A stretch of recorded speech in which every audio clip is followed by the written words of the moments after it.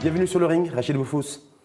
Bonjour. Merci d'avoir accepté d'enfiler les gants et d'être présent sur le ring, l'ODJ TV Radio. Je rappelle, Rachid Boufous, que vous êtes membre du Conseil national du mouvement populaire Haraka Chabiya, que vous êtes également architecte urbaniste, mais également écrivain. 3 rounds thématiques avec vous aujourd'hui sur le ring. Premier round, inflation. Le mouvement populaire a-t-il une ou des solutions à la crise? Deuxième round thématique, Cour des comptes, donc ce dernier rapport qui a été rendu public, pour ou contre un assainissement politique avec un point d'interrogation. Et enfin, troisième round, code pénal, code de la famille Moudawana, dont les réformes devaient être présentées a priori dans les prochaines semaines. L'UMP a-t-il une offre politique? Point d'interrogation également. Sur le premier axe, premier round avec vous, Rachid Boufous, est-ce que le mouvement populaire a des solutions clés en main pour solutionner la crise, l'inflation, la cherté des prix? Bien sûr. L'inflation n'est pas un fait qui touche le Maroc en particulier, mais le monde entier. On le savait déjà pertinemment qu'à la sortie du Covid, il y aurait une forte demande au niveau mondial sur tous les produits, que ce soit les produits alimentaires, que ce soit les produits de première nécessité, mais aussi les biens de consommation, quels qu'ils soient. Donc, vous aviez vu que durant le Covid, toutes les usines étaient au ralenti, même certaines ont fermé, ce qui fait qu'il y avait une tension sur les prix, sur la demande, et l'offre n'était pas assez adapté, enfin en quantité pour répondre aux besoins au niveau international. Bien sûr, au Maroc, on a été touché en contre-coup de ce mouvement international, et c'était prévisible qu'on soit touché à un moment ou à un autre, un an et demi après le Covid, et c'est ce qui s'est passé. L'inflation aujourd'hui, c'est tiré essentiellement par l'énergie, mais surtout et majoritairement par les produits alimentaires et l'alimentation. Est-ce que le mouvement populaire, parce qu'on a vu votre secrétaire général très animé, très agité, très offensif en tout cas, au Parlement encore dernièrement, en interpellant le chef de gouvernement Isaac Renouch, le rendant responsable, pas le chef de gouvernement, mais en tout cas le ministre de l'Agriculture qu'il était et qui a piloté le plan Maroc Vert et Génération Green, mais essentiellement Maroc Vert, responsable de l'inflation des fruits et légumes. Donc je me dis, moi, une fois qu'il y a ça, une fois que ça a été dit, est-ce que le mouvement populaire, lui, il a des propositions, une alternative pour lutter contre l'inflation? La base de l'économie, c'est l'énergie. Quel que soit le mode de production qu'on fait, c'est l'énergie.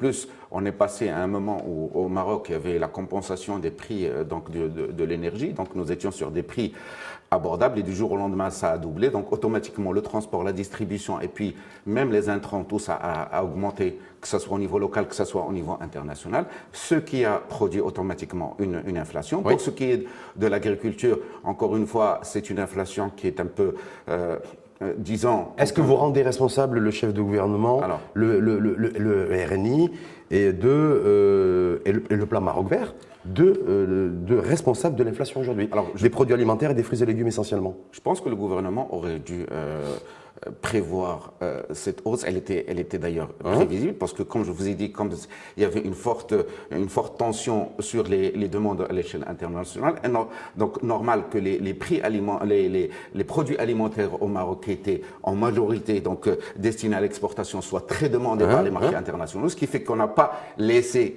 assez de quantité commercialisée, parce que les agriculteurs, ils vont trouver plus simple de vendre à l'international parce que les prix sont plus élevés que d'alimenter le marché local. Mais toujours est-il que, encore une fois, au Maroc, et le problème... Si l'UMP est aux responsabilités aujourd'hui, qu'est-ce qu'il ferait pour lutter contre l'inflation? Concrètement. D'abord, pour lutter contre l'inflation sur les produits agricoles, c'est simple. D'abord, il faut réformer le DAER de 1962 sur les marchés de gros et sur les mandataires des marchés de gros, d'accord, qui eux, aujourd'hui, c'est eux qui tirent les prix vers le haut, parce que l'agriculteur, lui, ses conditions n'ont pas changé. Ils vendent toujours sa même marchandise au même prix, mais dans le marché, c'est-à-dire quand on arrive sur les marchés de détail... Donc le mouvement populaire, ce qu'il aurait fait, c'est qu'il aurait réduit, voire supprimé le nombre d'intermédiaires au niveau des marchés de gros et de tout l'écosystème. C'est ça que vous auriez fait. Il faut réformer aujourd'hui ce DAER sur les mandataires et sur les marchés de gros. Il faut réactiver un plan qui a été décidé il y a quelques 7 ans sur les centrales d'achat régionales de produits agricoles. Et il faut, bien sûr, le plus important, c'est de rétablir un contrôle et une surveillance des prix donc dans tous les marchés, ce qui existait depuis 1000 ans. C'est historique. Hein, la fonction de Muhtasib était là pour vérifier justement, pour contrôler les prix. Cette fonction s'est dépréciée avec le temps. C'était d'abord pour s'assurer de l'approvisionnement. Non, pas simplement. Mais d'abord, la mission première des contrôler les prix. Aujourd'hui, tous les jours au Maroc. Il y a une fiche qui part de toutes les provinces sur les prix des produits de première nécessité vers le ministre de l'Intérieur et vers le chef du gouvernement. Donc, ils connaissent la variation des prix sur les marchés, mais il faut qu'ils agissent à travers ces responsables locaux, ces responsables régionaux, à travers les autorités locales, pour surveiller. Donc, c'est ça que vous reprochez, en fait, les prix. c'est ce que vous reprochez au gouvernement? Oui, sur ça. Oui. Sur le contrôle de prix aujourd'hui qui n'existe pas, mais aussi sur la déstructuration du monde agricole généré par le projet de Maroc Vert, parce qu'encore une fois, le plan Maroc Vert est à la base une bonne idée, mais il a surtout favorisé les grands propriétaires terriens. Au détriment des petits propriétaires qui restent encore sur des cultures vivrières, sur des cultures assez... Si je vous dis que le mouvement populaire qui a participé à de nombreuses coalitions gouvernementales et majoritaires a toujours voté le budget pour le plan Maroc Vert.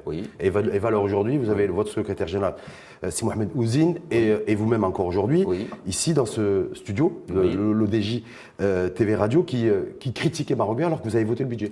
Et que pendant toutes ces années, je rappelle que Maroc Vert a démarré en 2008, pendant toutes ces années, vous n'avez jamais critiqué le plan Maroc Vert. Il a fallu que et depuis quelques semaines, vous n'arrêtez pas de critiquer le plan Maroc Vert.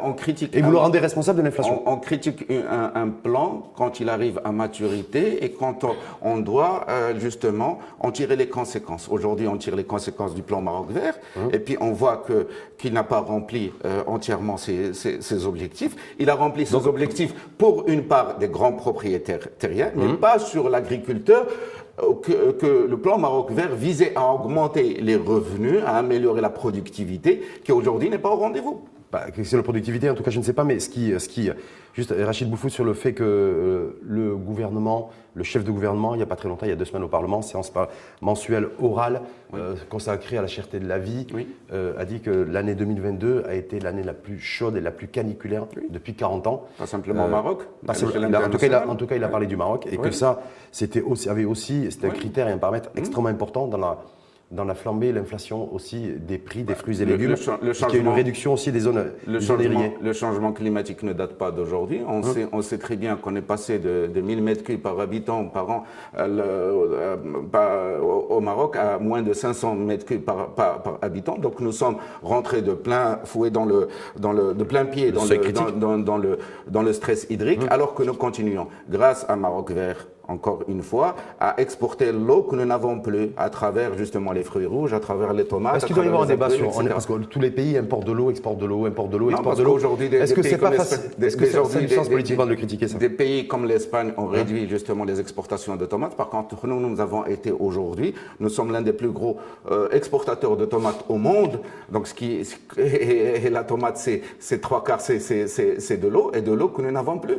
Donc, et je pense qu'il faut diversifier les cultures vers d'autres cultures, par exemple sur les céréales et sur les oléagineux, où nous sommes très faibles, et où la qualité de la géographie et de la terre marocaine encourage justement la culture de l'olivier, etc. Alors que l'Espagne qui est à côté le fait, nous ne le faisons pas, alors que nous devons le faire. Ouais, mais certains spécialistes, en tout cas, et pas des politiques, disent qu'il faut mieux optimiser l'utilisation de l'eau et qu'on pourrait continuer à cultiver à la fois de la tomate et à la fois de je ne pense pas qu'on puisse continuer à cultiver de la tomate. Encore une fois, les cultures comme l'avocat qui consomment énormément d'eau doivent être réduites pour préserver justement Vous avez fait référence à notre voisin ibérique, de l'autre côté de l'Espagne, qui est frappé de plein fouet par la canicule, par des fortes températures, et qui produit énormément et exporte énormément d'avocats. Donc, malgré les tensions hydriques, un pays comme l'Espagne produit beaucoup d'avocats. C'est pas la nôtre. Nous voyons par exemple. En tout cas, vous appelez à ce que. Nous, par rapport à notre population,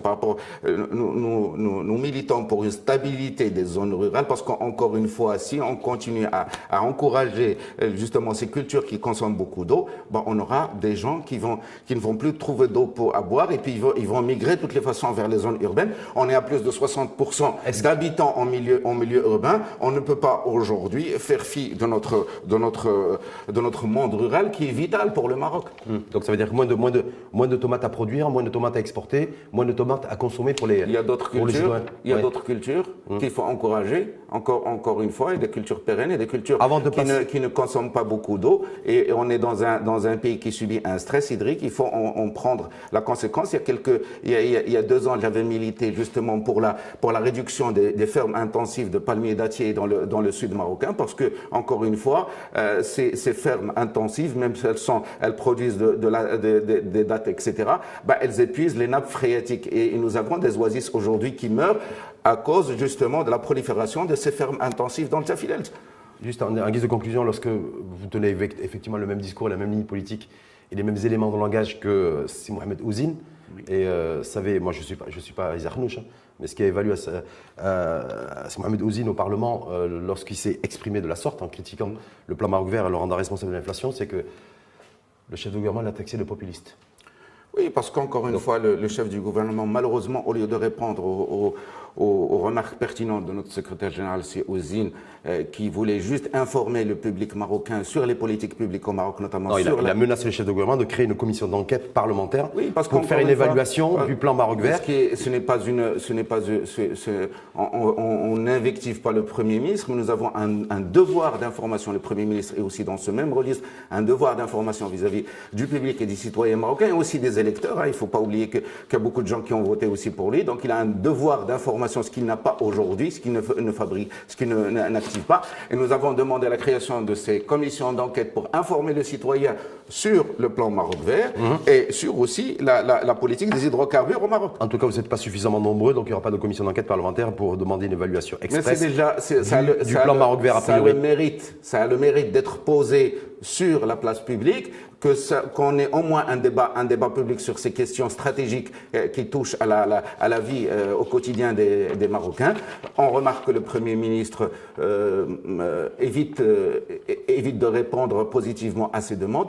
Tant pis pour lui et tant pis pour nous qui posons cette question. Deuxième round, Rachid Boufous avec vous sur le ring, l'ODJ, TV Radio. Deuxième round, Cour des comptes, donc ce rapport qui a été rendu public il y a 2 semaines, d'ailleurs pour être précis, pour ou contre un assainissement politique, compte tenu qu'il y a quelques milliers, un peu plus de 5000 élus locaux, territoriaux, régionaux, rattachés aux collectivités locales qui sont soupçonnés fortement de dilapidation des deniers publics, de mauvaise gestion et de mauvaise gouvernance d'argent public. Non seulement on est pour l'assainissement de la vie publique au Maroc, mais en plus on demande à ce que la loi soit appliquée. Il y a une loi pour la déclaration des biens publics. Aujourd'hui, il y a des déclarations du patrimoine.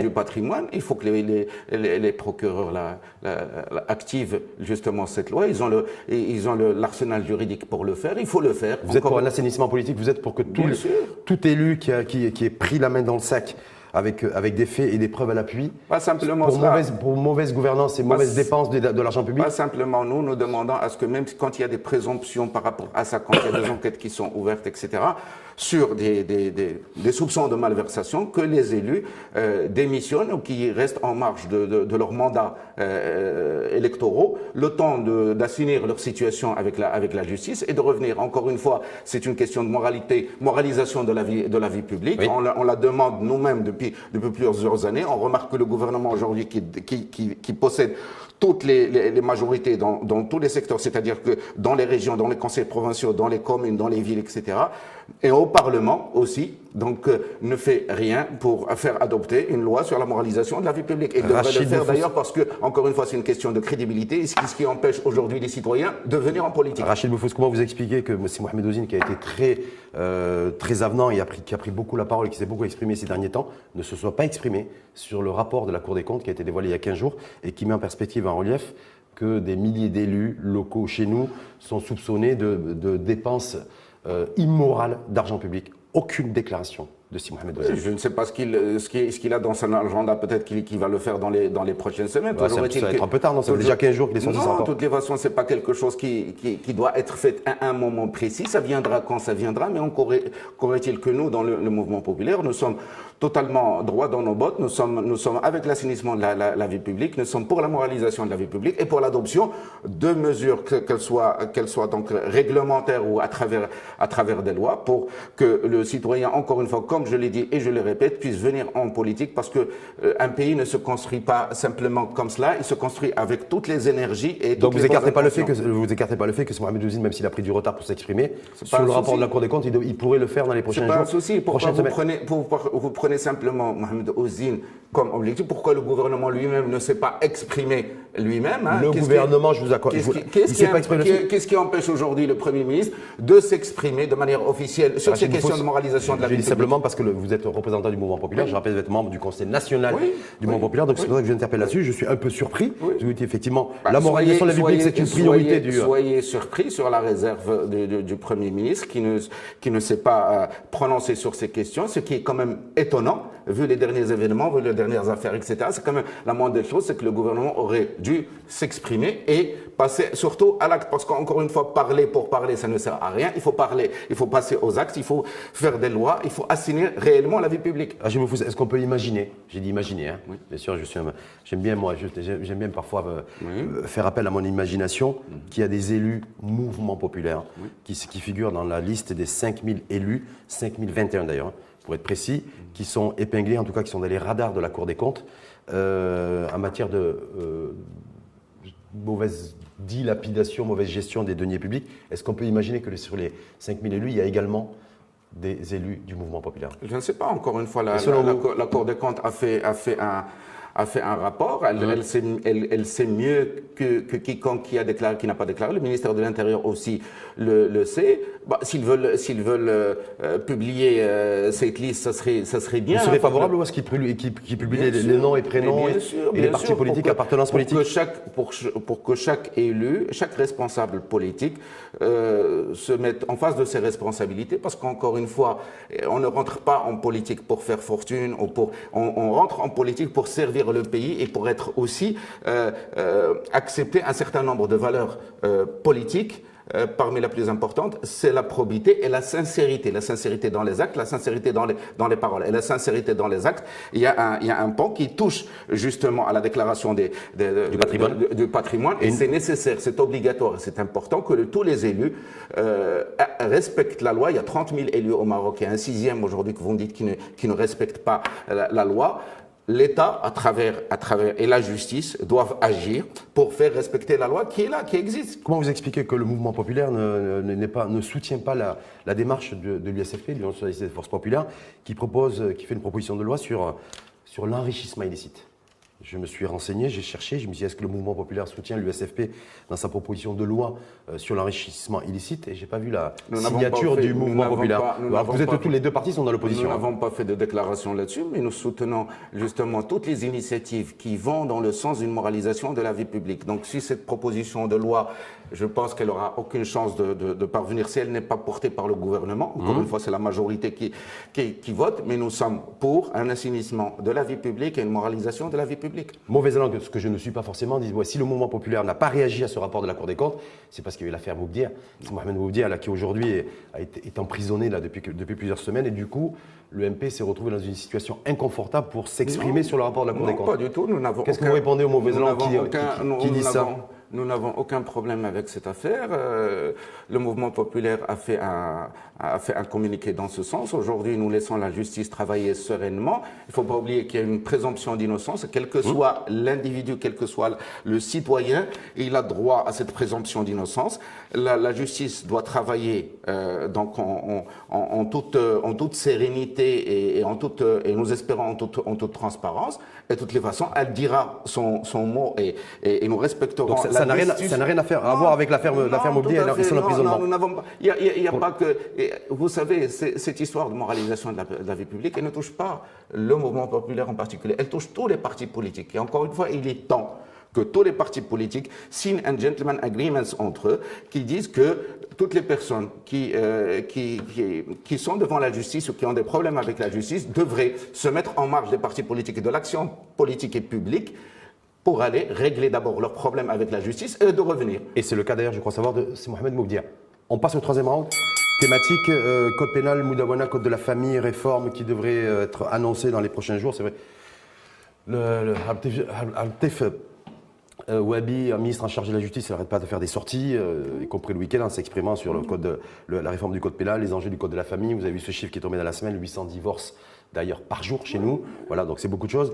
Alors, la question qui vous est posée, Rachid Boufous, code pénal, code de la famille, le mouvement populaire a-t-il une offre politique concrète dans la perspective de la réforme à la fois du code pénal et à la fois de la Moudawana? Par rapport au code pénal, il y a un certain nombre d'articles qui doivent être revus, qui doivent être corrigés, allant des droits de l'homme, allant des libertés libertés encore une fois.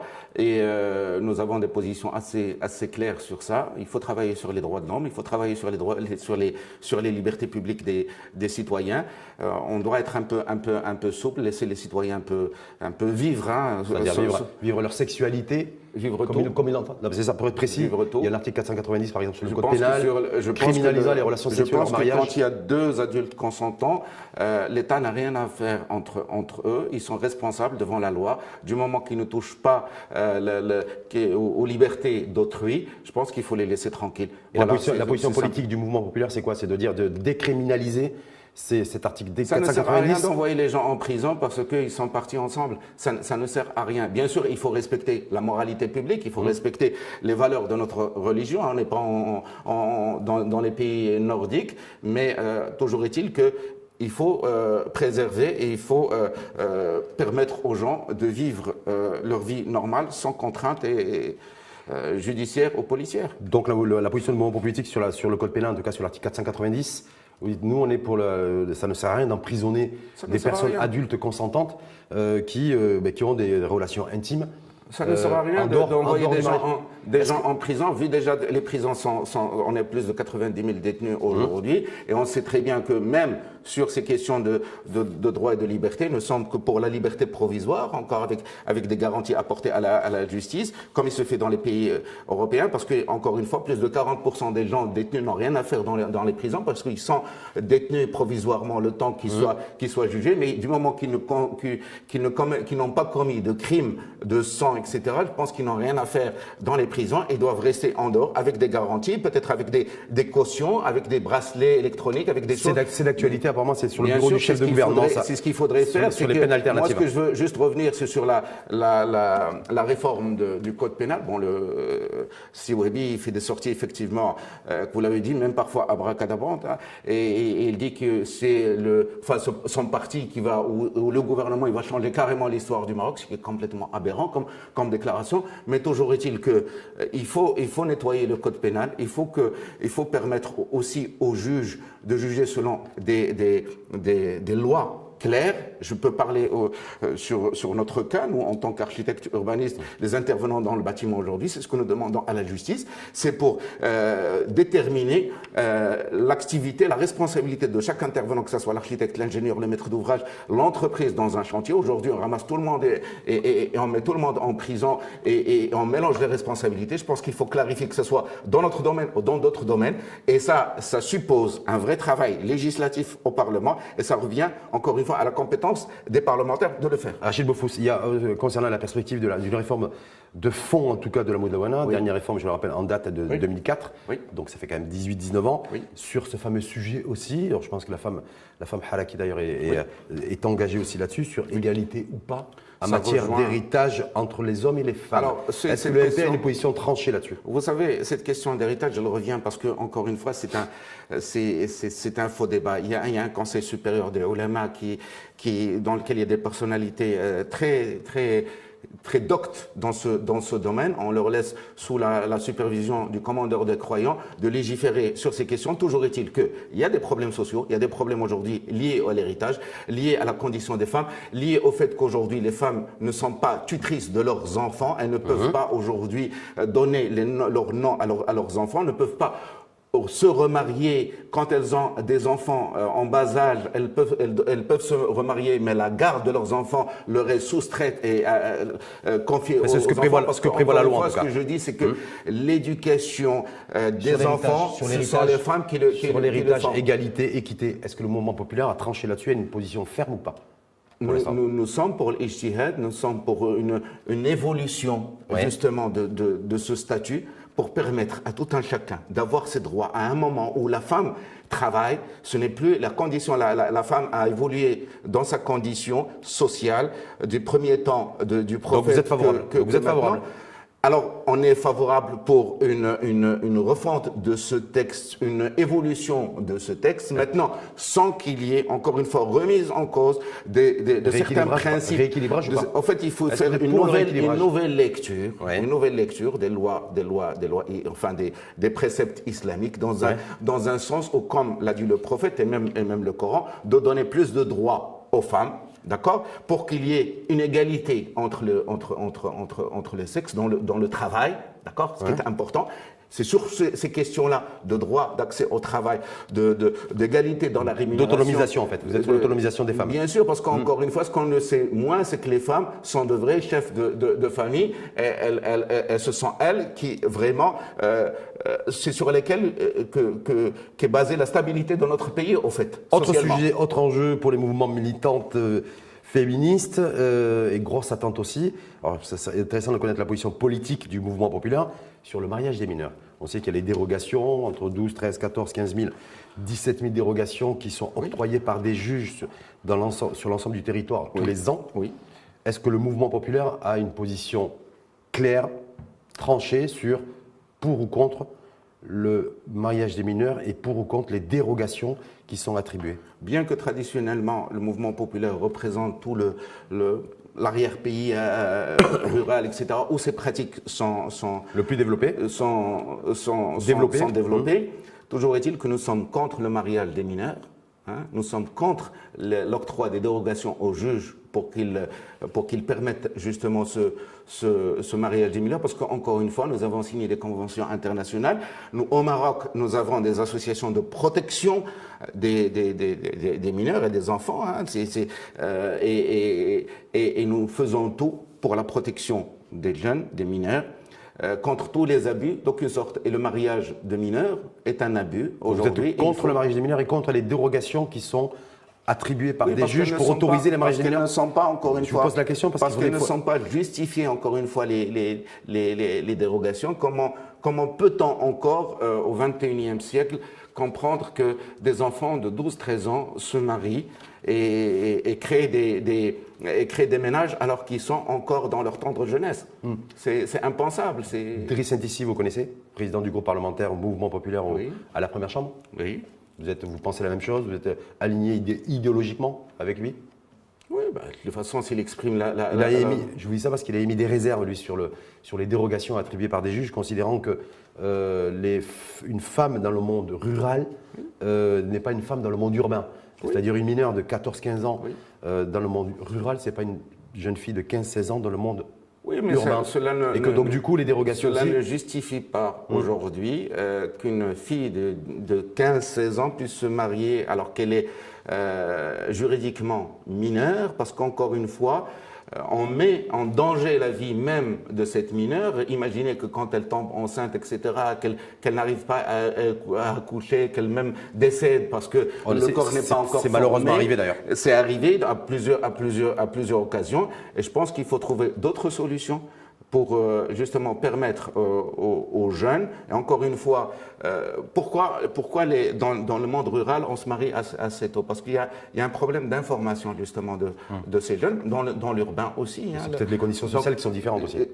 Différentes aussi, mais je pense que c'est à l'école qu'il faut aujourd'hui faire un vrai travail sur l'éducation de la sexualité, apprendre aux jeunes justement ce que c'est que la sexualité, aux garçons et aux filles, mais séparés, avec des programmes de formation pour qu'ils puissent encore être au courant et éviter qu'il y ait du harcèlement et qu'il y ait des viols, ce qu'aujourd'hui nous regrettons et qui existe autant dans le monde rural que dans le monde urbain. Dernier point justement, et en jeu aussi concernant la réforme de la Moudawana, c'est sur l'IVG, l'interruption volontaire de grossesse, qui est criminalisée également, puisque tout accouchement clandestin, que ce soit le médecin d'ailleurs qui recourt à un avortement clandestin, que la personne aussi qui sollicite le corps médical pour un avortement clandestin, il y a des peines d'emprisonnement qui sont prévues. Pour nous, ce n'est pas un sujet aujourd'hui, du moment que toutes ces questions relatives à l'IVG sont placées dans le cadre médical, sous la responsabilité du médecin, et lui laisser à lui l'appréciation médicale de faire ou non cet avortement. Toujours est-il que, encore une fois, ce sont des sujets importants sur lesquels toute la société doit être engagée, pas simplement le mouvement populaire. Nous disons qu'aujourd'hui, c'est une part des libertés publiques qu'il faut réformer, qu'il faut faire évoluer pour qu'aujourd'hui on puisse vivre de manière sereine, apaisée dans notre société, au-delà de la démagogie, qu'elle soit d'ordre politique ou même d'ordre religieux. Nous avons, alhamdoulilah, une religion qui est une religion de paix et de sérénité. Donc nous devons replacer le débat là-dessus, respecter les valeurs qui ont été véhiculées par le peuple marocain depuis des millénaires et pouvoir vivre dans une société apaisée et rassérénée. Dernier mot sur 800, le chiffre qui a été dévoilé cette semaine, 800 divorces par semaine. Alors je me dis, là aussi, il n'y a aucune réaction. Aucune réaction de Si Mohamed Ouzine, aucune réaction de l'ensemble des partis politiques. Et je me dis, parce que ça, c'était l'indicateur de transformation de fond de notre société. Il n'y a pas eu de prise de parole politique là-dessus. Les divorces ont réellement explosé après Covid. Nous sommes passés de 100 000 divorces par an à 170 000 l'année dernière, ce qui est un véritable fléau. Ça veut dire que l'institution du mariage aujourd'hui pose problème dans sa pérennisation et on doit vraiment lancer des études sociologiques pour comprendre pourquoi ça arrive. On sait déjà que l'âge du mariage est en recul de plus en plus. C'est vers les 30 années aujourd'hui pour les filles et 29 ans pour les garçons. Donc il y a des problèmes socio-économiques qui sont liés à l'impossibilité de fonder un foyer. Mais une fois le foyer est fondé, dans quelles conditions aujourd'hui il prospère? Ça touche aussi mon domaine sur l'urbanisme, sur des logements qui sont inappropriés, sur un cadre de vie qui n'est pas, sur les revenus aussi qu'il faut revoir, sur le code du travail, sur le droit de rémunération. Il faut être alerté par rapport à ce chiffre-là et cette croissance et cette inflation des divorces chez nous. Bien sûr, c'est très important et c'est très difficile parce que ça génère des soucis après, ça génère beaucoup de choses pour toute la société. Rachid Boufouz, juste pour conclure, vous êtes engagé en politique et dans un parti politique qui est le mouvement populaire depuis quelques temps. Oui. Vous êtes à l'aise dans ce parti? Le parti de l'EPI, le parti de la berbérité, le parti conservateur, le parti de Hardan, le parti... Est-ce que vous êtes bien dans vos baskets là-dessus? Bien sûr, tout à fait. C'est un parti qui existe depuis 1958, qui a été créé par Abdelkrim El-Khatib. Hardan a rejoint le parti quelque temps après. Nous sommes fiers de ce qui a été fait par Hardan, par Sil Ansar. Depuis 60 ans, nous sommes le deuxième parti le plus ancien au Maroc, après le parti de l'Istiqlal. Nous avons toujours été monarchistes et nous le resterons toujours. Nous sommes pour la pluralité des avis. Nous ne sommes pas connotés berbéristes tel que vous le dites. Nous sommes ouverts sur toute la nation marocaine. Nous pensons, nous croyons dans une société arc-en-ciel qui regroupe toutes les franges de la société marocaine et qui représente tous les Marocains, qui soient du Maroc, qui soient installés, les Marocs du monde, qui soient installés à l'étranger. Nous sommes pour une ouverture pour tous les Marocains et toutes les Marocaines, d'où qu'elles viennent, de toute origine, de toute formation, etc. Donc en tout cas, vous êtes content d'avoir rejoint ce parti, vous êtes à l'aise, et depuis vous êtes devenu extrêmement pote avec Mohamed Ouzine. C'est un ami, oui. Copain, je ne sais pas, mais je suis très honoré de son amitié. C'est quelqu'un qui est très bien. C'est un responsable politique qui a des idées très intéressantes, qui est très brillant. Donc, d'ailleurs, son image privée, ce n'est pas celle de son image publique. La dernière fois qu'on en a parlé, il y a encore son image qui reste dans certaines mémoires. Vous savez, le ministre Karata, donc avec ce fameux... il est très heureux de cette Karata. Encore une fois, elle l'a fait connaître, même si c'est quelque chose qui a plus attrait à une organisation qui ne dépendait pas de lui, parce qu'elle dépendait de la FIFA. Mais toujours est-il que... Il était ministre des Sports à l'époque. Aujourd'hui, Si Ouzine, il personnalise en quelque sorte la nouvelle génération d'hommes politiques de demain, qui sont ouverts sur le débat, ouverts justement sur la société civile, sur tous les Marocains qui veulent construire un Maroc équitable, un Maroc solidaire, sans tabou et sans complexe. Bien sûr, sans complexe. Merci infiniment à vous, Rachid Boufouz. C'était un plaisir d'avoir enfilé les gants, d'avoir participé à ce ring. L'ODJ TV Radio, je rappelle que vous êtes membre du Conseil national du mouvement populaire, architecte urbaniste, écrivain. Et on vous identifie aussi sur les réseaux sociaux avec ce fameux hashtag Relselek. Tout à fait. On peut vous y retrouver. En tout cas, merci Merci, à vous Rachid. et à très bientôt. Merci.